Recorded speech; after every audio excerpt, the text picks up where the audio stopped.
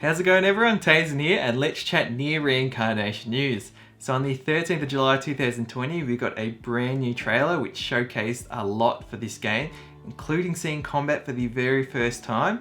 I previously did a video going over 10 bits of information that's been revealed for the combat for the game. But in this video we're going to go over 5 other bits of information that's been revealed about the game. Very specifically going over some story beats and even some ways that this game is being playable soon. The first bit of information that's been revealed is that excluding the young girl who's shown with her companion known as Mama in the previous trailers, possibly 5 new human-like characters have been revealed in this trailer alone. So during the combat we saw 3 unique characters, 2 of them who appear to be shown in the second 2D section that's shown in this game, but we've also saw in the first 2D section 2 dark-haired females, so they may actually be different characters that weren't a part of the combat. And even in screenshots that have been shown outside of the game, there appears to be 1 or even 2 additional characters there. So again, as Yosuke Saito has previously mentioned, there's going to be quite a different cast of characters all coming together and having different parts of involvement in the game's story. It's good to actually see some of these characters here briefly, and then hopefully we'll learn more about them up to the game's release and see how it all intertwines into one cohesive story. Second bit of information revealed is what I briefly touched upon there, and that is that 2D sections have actually been revealed for this game. This is awesome, and this is showcasing us a bit about the uniqueness in the distinctly different gameplay sort of adaptations in the NieR games as we've seen in previous ones. I know NieR, the first game, had awesome sections where it was 2D or 2.5D side scrolling. It had some sort of semi-top-down Diablo-like sections, and then NieR Automata we even saw some sections that were like Ikaruga with the shooters in the combat mechs. It's cool to see this 2D style here and even see the way the colors are shown in these sections. They're quite saturated or quite bland. So it'll be interesting to see the aesthetic palette that's going to be shown for those sections and how this may tell the story differently. Some important parts of the game that could be represented by these 2D sections could actually be the sections that tell the stories of these other characters. It could also represent the transitions between playing as the girl and her companion Mama in the 3D spaces within the cages.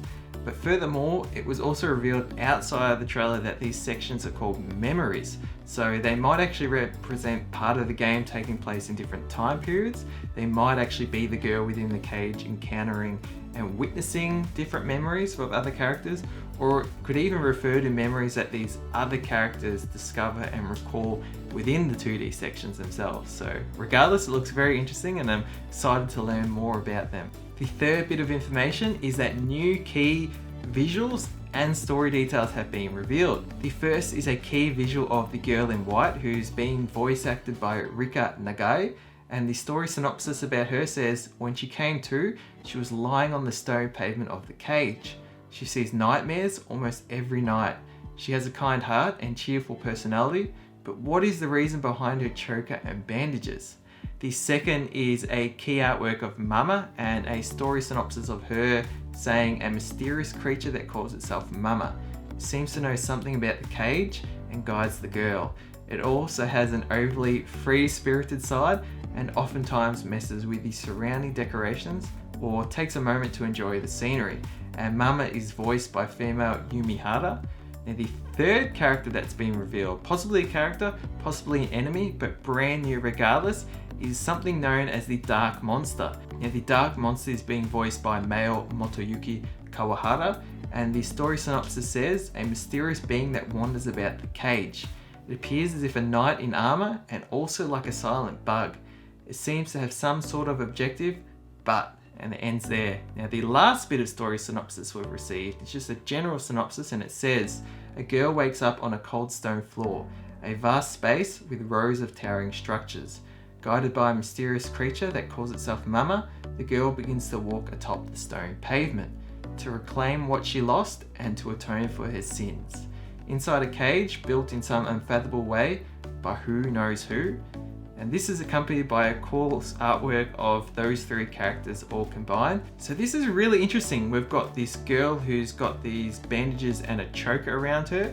we've got this character that seems to know more about the place that this girl is in, possibly a dream-like prison, and this character is guiding the girl. But then we've got this dark monster which also has wings, and if you look at the dark monster you can actually see a broken chain hanging off it. So could that broken chain be associated with the choker on the girl, and the girl is actually trying to escape from this monster? And also, when it mentioned about the monster walking around the cages, it'll be interesting, is this going to be a section where as you go through the cages, this monster may randomly pop up in certain locations, maybe even sort of trying to, get away from the monster or break free of this monster. Maybe there is some sort of pact element going on story-wise that's an important part of the previous games, and this girl is trying to break a pact with this monster. Maybe she's even been forced into a pact with a watcher. This monster has wings, so it could very well be a watcher, which is also referred to as a fallen angel, and the pacts with the watchers or the gods is a key point of the very first NieR and even the Drakengard games prior. So it'll be interesting to see, maybe this girl has also maybe met a similar fate in terms of being exposed to massive particles, but the god or the watchers haven't been able to get a complete hold on her, and she's trying to be able to break free of that pack so that, like in the first game, she won't turn into something like Salt, or she won't actually become what is known as a legion. So again, lots of things going on there, but I think this game could really go further deeper into the lore in terms of the impacts of the final ending of Drakengard 1, but tell some of these events that take place after the first game of NieR, because as I talked about in the previous trailer, the enemies also look like shades. So this game could talk more about the shades and what happened to them between the game, but the story could also go more into the resurgence of the Red Eyes disease, because that was later shown to come back in NieR Automata. Now, the fourth bit of information that's been revealed about this game is that we've heard voice acting for the very first time. So far we've only heard the voice acting in Japanese, but it's awesome to hear it because it adds an extra layer of depth to the storytelling and also to the type of game this will be. It's great for a mobile game as well to really see it so far feel like a console NieR game. Again, we don't know much about the gacha mechanics, so we'll learn more about that as that goes on. But so far what I'm seeing, I keep thinking this would be fantastic if this is a game that later comes out even on the Nintendo Switch. So we'll see how that goes. Now, the fifth and final bit of information revealed is there's actually going to be a Japanese closed beta for this game. Details have been revealed on sites like Siliconera and Gamatsu in English. It was revealed in Japanese at the end of the trailer. But so far, Square Enix have noted that they will host a closed beta for the game for iOS and Android. This is going to be taking place from July 29th at 1 PM Japan Standard Time to August 5th at 12:59 Japan Standard Time. Now, registration is currently available on the Japanese official website. It's going to go until July 26th at 11:59 PM Japan Standard Time, and Square Enix have said that they're going to accept 20,000 applicants, half of those being for Android and the other half being for iOS. But if there's more than 20,000 users that apply, participants are actually going to be decided using a lottery system. So it'll be interesting to see how that goes. Again, this is specifically for Japanese audience. I'm sure there may be some people who might be able to have a Japanese account set up and play this closed beta if they do get in. I'm interested just to see what comes out of it in terms of player experiences and maybe even the feedback that Square Enix and Applebot gets and what they're going to do to improve the game even further. But regardless, it's cool to see some playable form of this game so soon. Anyways, I'll leave it at that. Let me know your thoughts below, what you thought about this new information, even about the combat details that I separately went over. Anyways, thank you so much for watching. Take care, everyone, and until next video, stay spot on.